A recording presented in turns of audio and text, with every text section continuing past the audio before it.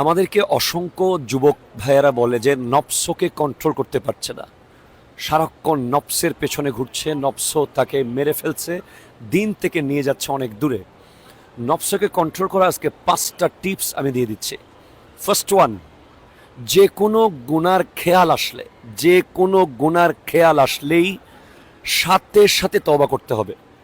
গুনাহ করার আগেই তওবা করে ফেলতে হবে, খেয়াল কেন আসলো সেজন্য। সেকেন্ড ওয়ান, সবসময় ইনহেলা এক্সহেলা, আল্লাহ হু, আল্লাহ হু, আল্লাহ হু, আল্লাহ বলে প্রবেশ করবে, হু বলে ছাড়তে হবে। এই অভ্যাস যদি হয়ে যায়, নফস আর গুনার খেয়াল করার সুযোগ পাবে না। 3, ইয়া মুকাল্লিবাল কুলুব সাব্বিত কলবি আলা দীনিক, এই দোয়াটি পড়তে হবে, ইয়া মুকাল্লিবাল কুলুব সাব্বিত কলবি আলা দীনিক। 4, যখনই ওযু থাকবে নবীজির দরুদ পড়তে হবে, সবসময় দরুদকে নিজের সাথে রাখতে হবে। আল্লাহুম্মা সাল্লি আলা সাইয়্যিদিনা মাওলানা মুহাম্মাদিন ওয়া আলা আলি সাইয়্যিদিনা মাওলানা মুহাম্মাদিন ওয়া বারিক ওয়া সাল্লিম।